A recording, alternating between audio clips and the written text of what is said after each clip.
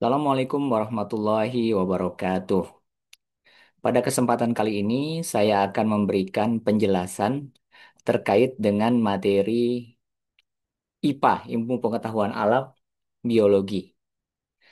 Nah, ada yang disebut sebagai bunga. Jadi, tanaman bunga, jadi setiap tanaman ada yang berbunga, ya. Nah, bunga merupakan alat reproduksi generatif pada tumbuhan berbiji atau spermatopita. Nah, fungsi utama bunga itu adalah menghasilkan biji melalui proses penyerbukan atau sering disebut sebagai polinasi dan pembuahan atau fertilisasi. Nah, ada beberapa fungsi daripada bunga.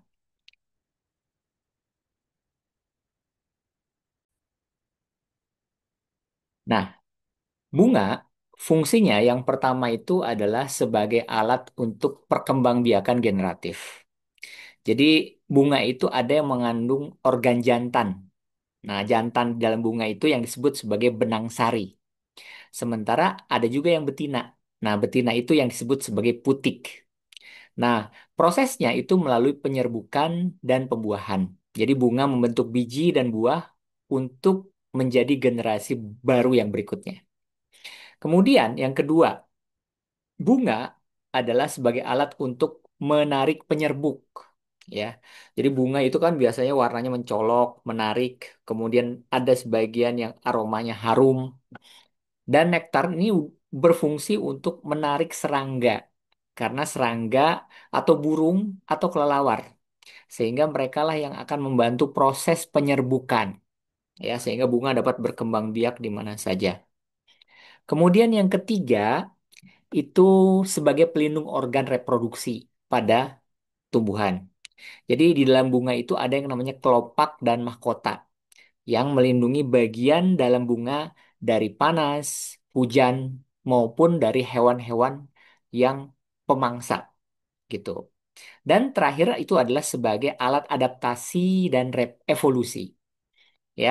Jadi struktur dan bentuk bunga menyesuaikan jenis penyerbuknya. Misalnya penyerbukannya lewat angin, ya, lewat air atau dibawa oleh hewan. Nah, baik, saya akan menjelaskan struktur bunga, ya. Nah, untuk mempermudah proses pemahaman, maka kita saya akan share gambar, ya, terkait dengan bunga tersebut. Sebentar.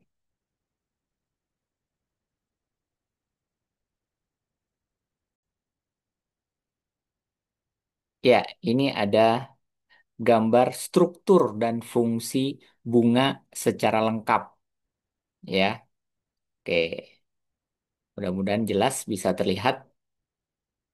Baik, seperti Anda lihat, di dalam bunga itu ada yang disebut sebagai bagian yang steril, ya. Kemudian ada yang disebut sebagai bagian fertil, ya. Jadi ada steril, ada fertil. Bagian bunga steril itu ada dua. Anda lihat di situ ada yang namanya benang sari atau disebut dengan stamen. Sorry, ini bagian fertil. Ada yang disebut sebagai benang sari atau stamen, ada yang disebut sebagai putik atau pistil atau karpel. Ya, aja ada benang sari dan ada putik. Nah, itu bagian fertil. Sementara bagian steril itu ada empat. Ada bagian tangkai bunga, kemudian dasar bunga, kemudian kelopak bunga atau yang disebut sebagai kaliks, dan yang keempat itu adalah mahkota bunga atau corolla. Kita mulai dari bagian pertama, yaitu bagian steril. Jadi ingat ada dua ya, ada bagian steril, ada bagian fertil. Saya jelaskan yang pertama dulu bagian steril, yang terdiri dari empat bagian. Yang pertama adalah tangkai bunga, ya. Anda lihat ada tangkai bunga, di situ ada pedicellus, ya. Dia menghubungkan bunga dengan batang pohon, ya. Nah, fungsi tangkai bunga adalah untuk menopang bunga agar tetap tegak dan mengalirkan zat makanan dari batang ke bunga. Kemudian yang kedua, ada dasar bunga, ya, atau yang disebut dengan reseptakulum. Nah, ujung tangkai bunga tempat melekatnya semua bagian bunga. Ya, itu yang disebut sebagai dasar bunga. Jadi semua bagian bunga itu melekat di situ. Nah, dia kadang membesar membentuk struktur pelindung bakal buah, ya, seperti itu. Kemudian yang ketiga, ada yang disebut dengan kelopak bunga atau kaliks. Ya. Nah, kelopak bunga itu terdiri dari daun kelopak atau sepal. Kemudian dia biasanya berwarna hijau. Fungsinya untuk apa? Fungsinya untuk melindungi bunga saat masih kuncup, ya, atau kelopak bunga. Kemudian, jika kelopak memiliki warna seperti mahkota, maka disebut sebagai kelopak tambahan atau yang disebut sebagai epikalyx. Nah, berikutnya Anda bisa lihat ada yang disebut sebagai mahkota bunga. Nah, ini kelopak, ya. Kemudian ada yang disebut sebagai mahkota bunga. Nah, ini bagian yang paling disukai, ya, yang di sini berwarna merah. Nah, mahkota bunga itu terdiri dari daun mahkota atau yang disebut sebagai petal. Nah, warna-warni dia dan bentuknya sangat indah. Nah, fungsinya untuk apa? Untuk menarik penyerbuk seperti serangga, burung sehingga dia mampir ke situ. Jadi menarik perhatian, makanya bentuknya indah. Kemudian, warna itu berasal dari pigmen seperti antosianin dan karotenoid, ya. Nah, itu mahkota bunga. Jadi bagian steril ada empat, ada tangkai bunga, ada dasar bunga, ada kelopak bunga, dan ada mahkota bunga. Oke? Berikutnya ada bagian bunga yang disebut sebagai bagian fertil, ya. Nah, bagian fertil pada bunga itu ada dua, ya. Ada benang sari, ada putik. Ya, jadi ada benang sari, ada putik. Nah, benang sari itu adalah merupakan alat kelamin jantan pada bunga ini. Nah, benang sari itu terdiri dari dua bagian. Ada yang disebut sebagai tangkai sari atau filamen, ada yang disebut sebagai kepala sari atau antera. Nah, tangkai sari atau filamen menopang kepala sari fungsinya. Sementara kepala sari atau antera berfungsi untuk menghasilkan dan menyimpan serbuk sari yang mengandung sel sperma tumbuhan. Jadi ingat, benang sari ini merupakan eh, eh, alat kelamin jantan pada bunga. Oke. Kemudian yang kedua, itu Anda lihat ada yang namanya putik, ya. Ya. Jadi di sini ada kepala sari, kemudian ada yang namanya kepala putik. Nah, ini kepala putik. Oke. Putik merupakan alat kelamin betina, ya, pada bunga. Nah, biasanya putik itu terdiri dari tiga bagian. Ya, ada tiga bagian. Yang pertama kepala putik yang disebut sebagai stigma. Jadi dia merupakan tempat menempelnya serbuk sari. Ya, nah serbuk sari itu ditempelkan bisa lewat angin, yang terbawa angin sehingga dia menempel di situ. Kemudian yang kedua adalah tangkai putik atau yang disebut sebagai styli. Nah, saluran ini apa? Dia adalah saluran yang menghubungkan antara kepala putik dengan ovarium. Ya. Kemudian yang ketiga ada yang disebut sebagai bakal buah atau ovarium. Nah, jadi bakal buah atau ovarium itu merupakan bagian dasar, ya, yang berisi bakal biji atau ovulum. Nah, setelah pembuahan, bakal buah berkembang menjadi buah dan bakal biji dia akan berkembang menjadi biji. Nah, itulah bagian bunga. Jadi ada yang di bagian steril, kemudian ada yang bagian fertil. Nah, ada dua jenis bunga sebenarnya. Yang pertama itu adalah bunga sempurna. Bunga sempurna ini yang disebut sebagai hermaprodit. Jadi biasanya bunga sempurna itu dia memiliki benang sari dan putik. Jadi ada jantan dan betina dalam satu bunga. Contohnya apa? Mungkin Anda pernah lihat bunga sepatu, bunga mawar. Nah, itu dia bunga sempurna. Kemudian ada yang bunga tidak sempurna, ya. Jadi hanya memiliki satu alat kelamin saja bunga ini, ya. Ada yang bunga jantan saja, berarti dia hanya memiliki benang sari. Ada yang bunga betina saja, berarti hanya memiliki putik. Makanya apa tumbuhan itu ada jantan, ada betina juga gitu.